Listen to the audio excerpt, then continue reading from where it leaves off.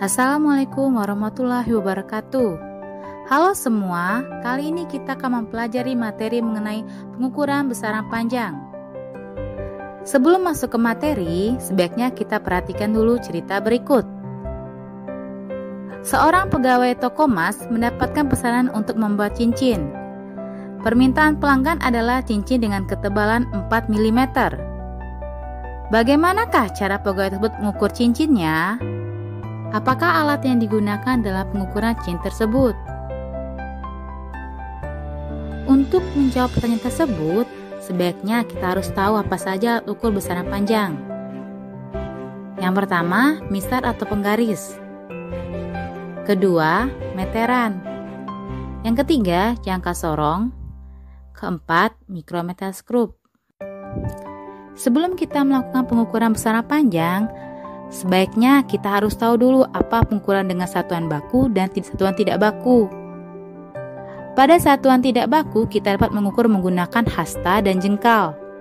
Sedangkan pada satuan baku, kita dapat menggunakan penggaris, meteran, jangka sorong, dan mikrometer skrup. Nah, tentu kalian pernah melakukan pengukuran kan? Tapi, apakah dua alat terakhir sudah pernah kalian gunakan? Ada dua alat ukur yang digunakan untuk mengukur besaran panjang dengan tingkat keakuratan yang tinggi, yaitu jangka sorong dan mikrometer skrup. Kali ini kita akan belajar bagaimana cara menggunakan jangka sorong dan mikrometer skrup. Pertama, kita pilih salah satu gambar di samping. Yang pertama, kita pilih gambar jangka sorong. Jangka sorong dapat kita gunakan untuk mengukur diameter, lebar, dan ketebalan suatu benda. Untuk mengukur diameter luar benda menggunakan jangka sorong, yang pertama, putarlah pengunci ke kiri. Buka rahangnya. Masukkan benda ke bawah rahang tersebut. Geser rahang agar rahang tepat pada benda. Putar pengunci ke kanan. Selanjutnya, kita akan mempelajari cara mengukur diameter bagian dalam sebuah pipa atau tabung. Pertama, putarlah pengunci ke kiri. Masukkan rahang atas ke dalam benda. Geser agar rahang tepat pada benda tersebut. Kemudian, putar pengunci ke kanan. Kita akan mempelajari cara mengukur kedalaman benda menggunakan jangka sorong. Pertama, putar pengunci ke kiri. Buka rahang sorong hingga ujung lancip menyentuh dasar tabung. Kemudian putar pengunci ke kanan. Nah, selanjutnya kita akan mempelajari cara membaca skala pada jangka sorong. Sebelum itu, kita harus tahu bahwa jangka sorong memiliki dua skala, yaitu skala utama dan skala nonius. Skala utama memiliki satuan cm, dan skala nonius memiliki satuan milimeter. Untuk membaca skala pada jangka sorong, mula-mula kalian perhatikan skala nonius yang berhimpitan dengan salah satu skala utama. Hitunglah berapa skala hingga ke angka 0. Pada gambar, skala nonius yang berhimpitan dengan skala utama adalah 4 skala. Artinya, angka tersebut 0,4 mm. Selanjutnya, kita perhatikan skala utama. Pada skala utama, setelah angka 0 mundur ke belakang menunjukkan angka 4,7 cm.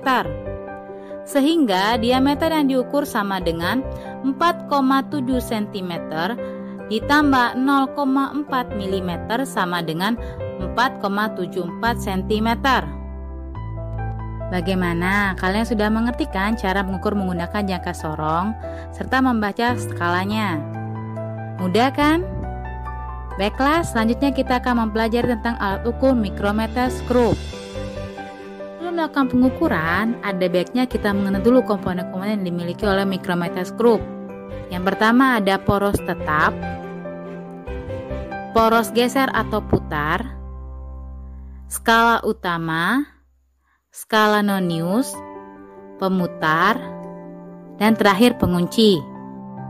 Mikrometer skrup memiliki ketelitian yang lebih tinggi dari jangka sorong, yaitu ketelitiannya 0,01 mm. Sedangkan jangka sorong memiliki ketelitian 0,1 mm. Apakah kalian tahu bagaimana cara menggunakan mikrometeskop? Ada 4 cara menggunakan mikrometeskop. Yang pertama, pastikan pengunci dalam keadaan terbuka. Kedua, bukalah rahang dengan cara memutar ke kiri pada skala putar hingga benda dapat dimasukkan ke rahang. Ketiga, letakkan benda yang diukur pada rahang dan putar kembali sampai tepat. Keempat, putarlah pengunci sampai skala putar tidak dapat digerakkan dan terdengar bunyi klik. Sama seperti jangka sorong, mikrometeskop memiliki 2 skala, yaitu skala utama dan skala Longius atau skala putar. Untuk membaca skala pada mikrometeskop, kita harus tahu posisi skalanya. Bagian ini adalah skala utama dengan nilai ukuran milimeter. Selanjutnya, bagian ini adalah skala Longius atau skala putar dengan nilai 1-50 skala. Skala yang digunakan adalah skala yang berhimpitan dengan garis utama. Untuk melihat nilai sesungguhnya dari skala putar ini, yaitu dengan skala dikalikan dengan ketelitian 0,01 mm.